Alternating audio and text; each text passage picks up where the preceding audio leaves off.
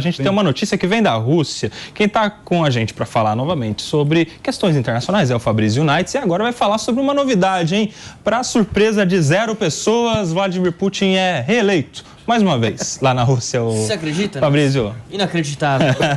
Presidente russo até 2030 agora, Vladimir Putin, reeleito ontem. As urnas abriram na sexta-feira, a gente tinha trazido aqui no Morning Show.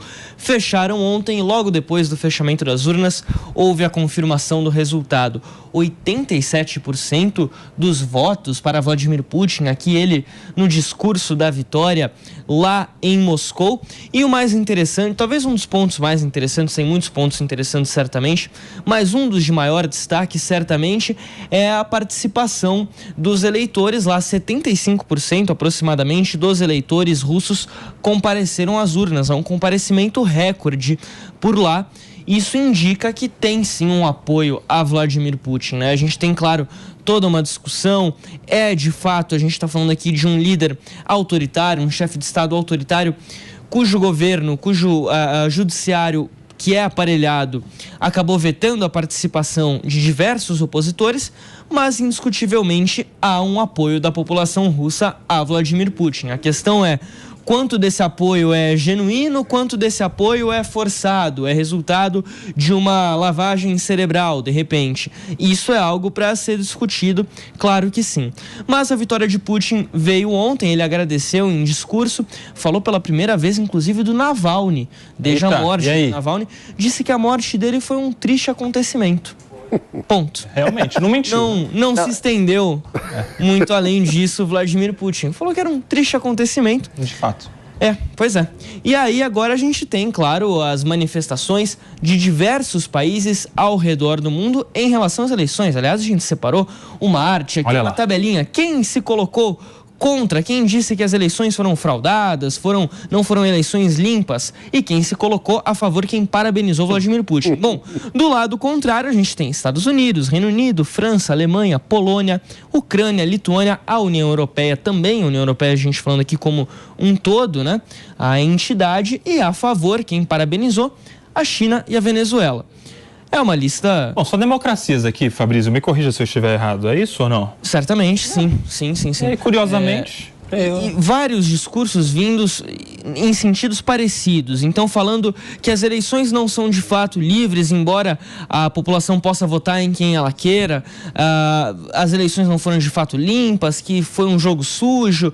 Não dizem que não vão reconhecer o resultado, apenas que as eleições foram realizadas num contexto democrático delicado, um contexto democrático difícil, de repressão, melhor dizendo, é o termo utilizado por boa parte desses países, através seja dos chefes de Estado, seja dos chefes da democracia, da diplomacia, de cada um desses países. Quando a gente fala de China e Venezuela, houve até uma fala do líder chinês Xi Jinping hoje pela manhã, falando também da cooperação entre Rússia e China. São países próximos, não apenas geograficamente, eles dividem uma grande fronteira, mas países parceiros econômicos muito importantes. A Venezuela também vê na Rússia um grande parceiro econômico, afinal de contas a Rússia não vai a favor das sanções colocadas contra o petróleo venezuelano, por exemplo. A Rússia consome petróleo venezuelano, outros produtos, há um grande comércio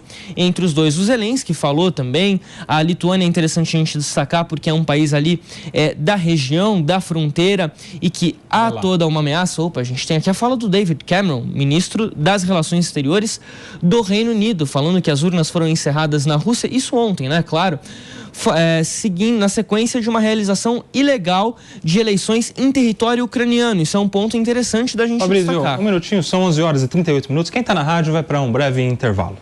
As eleições, voltando a falar sobre esse assunto, foram disputadas também em territórios ucranianos anexados à Rússia, como, por exemplo, o território da Crimeia, anexado já há praticamente 10 anos, que gerou todo o começo da discussão quando a gente fala da guerra na Rússia, na guerra da Ucrânia lá de 2022. o embrião disso tudo está na Península da Crimeia, na anexação, Sim, que é vista como ilegal por muitos. A gente teve também, como falei, a Alemanha falando em pseudo-eleição, é um termo forte utilizado pela diplomacia alemã, o resultado que não surpreende ninguém, fala que o governo de Putin é autoritário. Putin não é uma figura benquista, aliás, não é uma figura quista entre os representantes da União Europeia. A Polônia, como a gente destacou, falando que as eleições presidenciais na Rússia não são legais, livres e justas.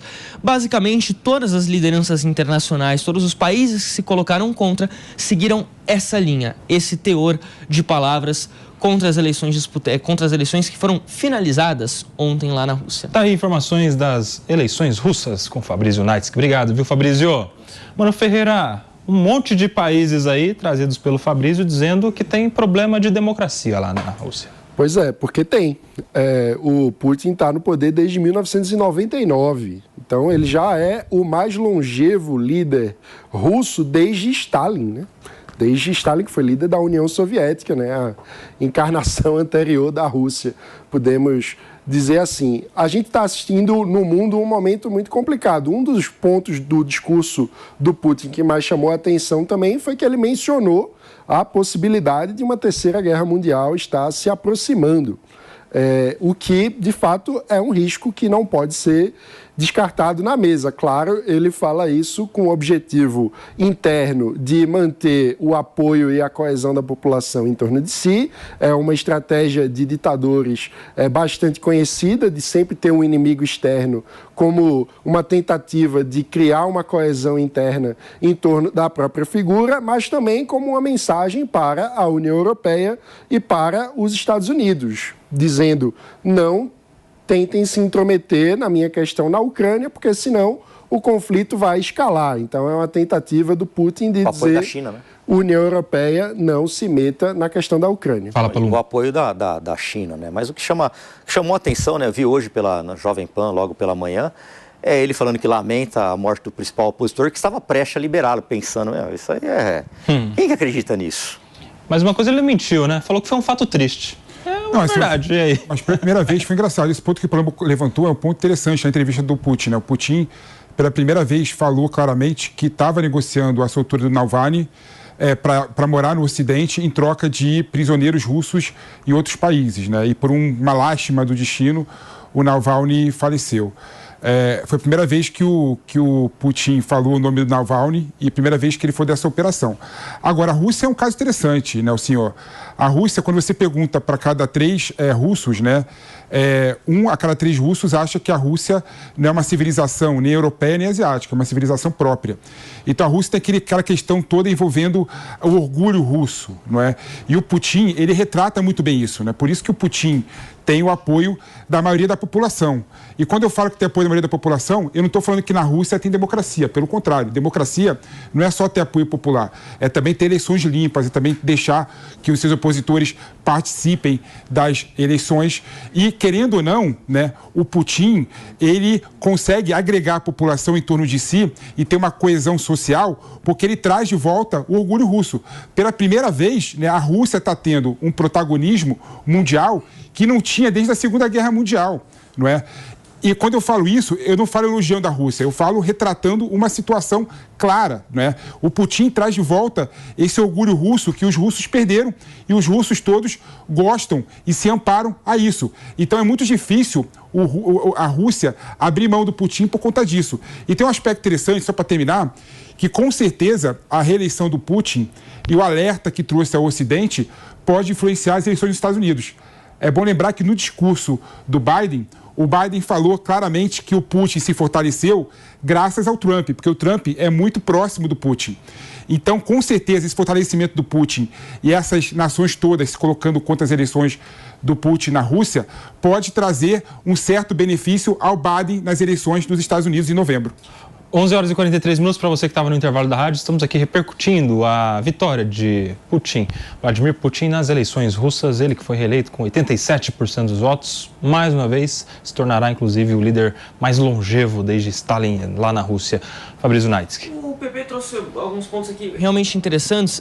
A Rússia é uma sociedade à parte, né? Nem tanto europeia, nem tanto asiática. O russo que mora em Moscou, por exemplo, que fica mais do lado europeu, melhor dizendo, que fica do lado europeu, é completamente diferente do russo que mora em Vladivostok, do outro lado do país. A gente está falando aqui do maior país do mundo territorialmente. É claro que há uma diferença cultural muito grande, uma diferença social muito grande entre as pessoas pelas regiões, espalhadas pelas regiões da Rússia.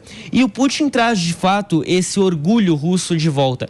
Ele era funcionário, ele era agente da KGB, ele tem como parte dele uma questão muito do orgulho russo e que remete à questão do imperialismo russo, isso antes mesmo da União Soviética, mas também durante a União Soviética. Então ele traz isso de volta, a questão da influência russa na região, fazer da Rússia um país grande. Então eles não admitem a chegada da OTAN, por exemplo, na Ucrânia, que é um país fronteiriço. Eles veem isso como uma ameaça à existência da Rússia, à soberania da Rússia naquele território. Qualquer disputa, qualquer conflito ali ao sul do país, por exemplo, Afeganistão, Uzbequistão, outros países que estão por ali, Cazaquistão também, todos esses a Rússia está de alguma forma no meio, porque ela tem muita influência nessa área até hoje, e o Putin traz isso com ele, isso está na figura dele.